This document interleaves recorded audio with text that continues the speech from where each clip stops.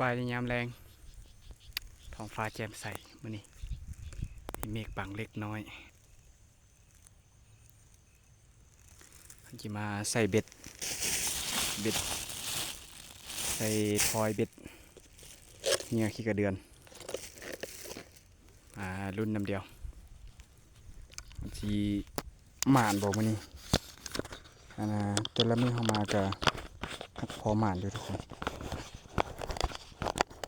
มาประเดิมเลยห้างหลังแรกแถวนี้เลย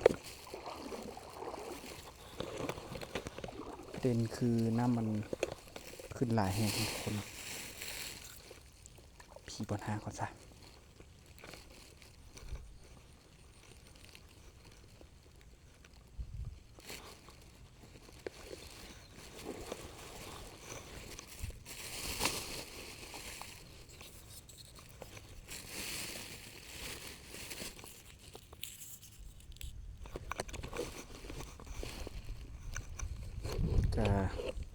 ก็โดนมาเท่านึงก็บ่ได้มาหึกเติบละ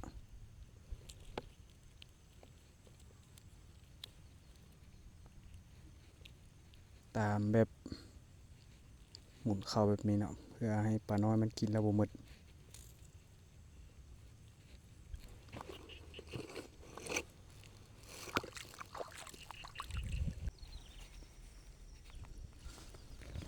ตายแล้ว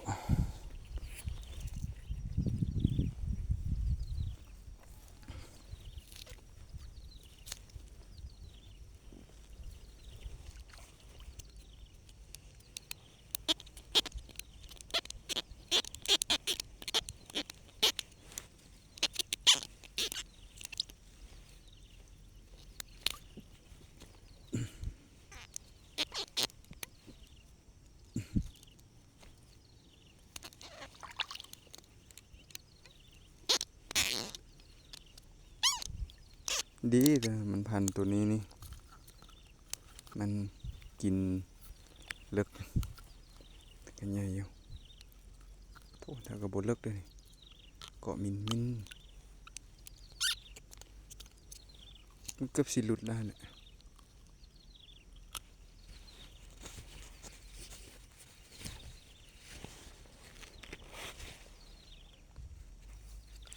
เบิ่งอันนี้สายเข่งนี่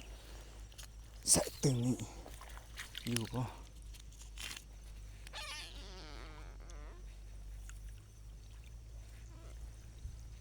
อยู่นะ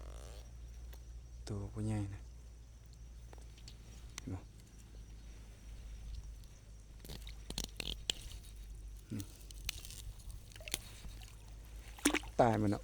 มันพันยาเกินมันแก่นเกินนี่แบรมตายคือหลังเมื่อกี้นี่ตึงแบบนี้แหละแต่ว่ามันหลุดทั้งคอเลยดูสิตัวใหญ่เติบอยู่จะหลุดคอเลยงานแบบนี้นะธรรมดาเอาเบ็ดปักมาใส่เบ็ดไม้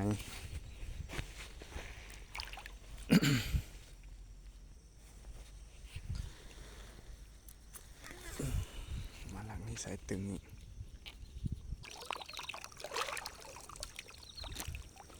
มันขึ้นเลิกอยู่บุรุษ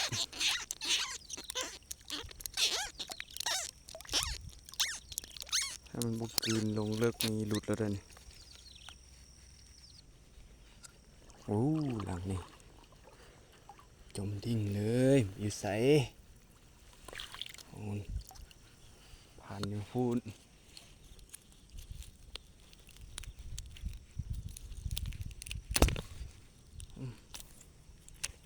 เห็นตัวอยู่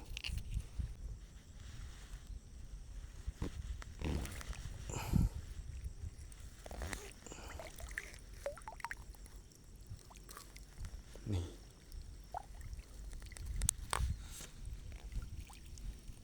มันพันละเอง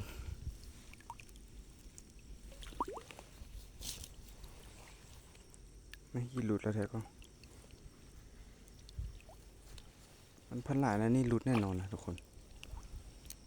เพราะว่ามันมีบอลดึงให้คอมันขึ้นมา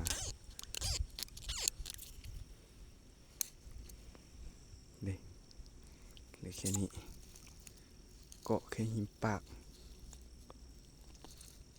ก็คือสิเมื่อยอย่างนั้นแหละ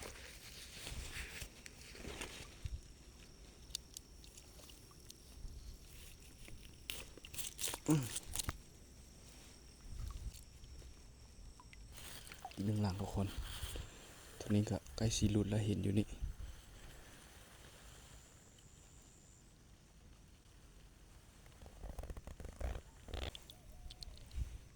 นี่นะ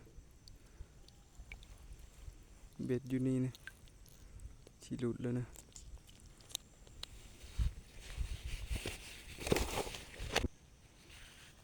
นี่นะสายตึงแต่ว่านะตัวนี้สายสั้นเราเห็นอยู่ตึงมันก็หมายความว่ามันยีถึกเสมอไปนะ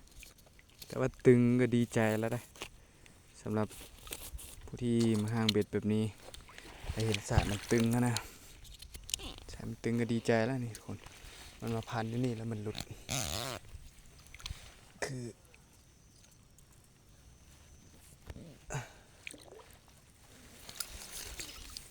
ค่อยว่าเลยทุกคนมันพันหญ้าแบบนี้มันมักจะหลุดดีนะคือถ้าบุรุษมันก็ขาดไปเลยเพราะว่ามันมีบอนให้เกี่ยวออกเนาะคือหลังนี้นี่คือจีมันพันโอ้นะมันพันเดียวเองจนเฮ็ดให้มันหลุดนั่นพันขนาดนี้นะสิบุรุษได้ยังไง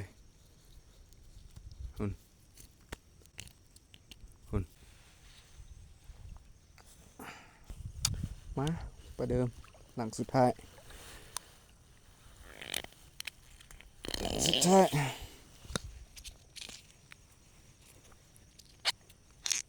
ประมาณปานใดมื้อนี้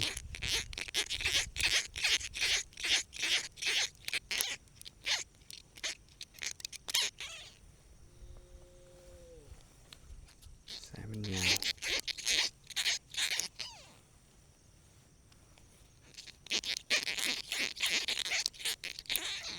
มันกินอันนี้ก็ดีแล้วดีก่อนตัวที่มันบุกิน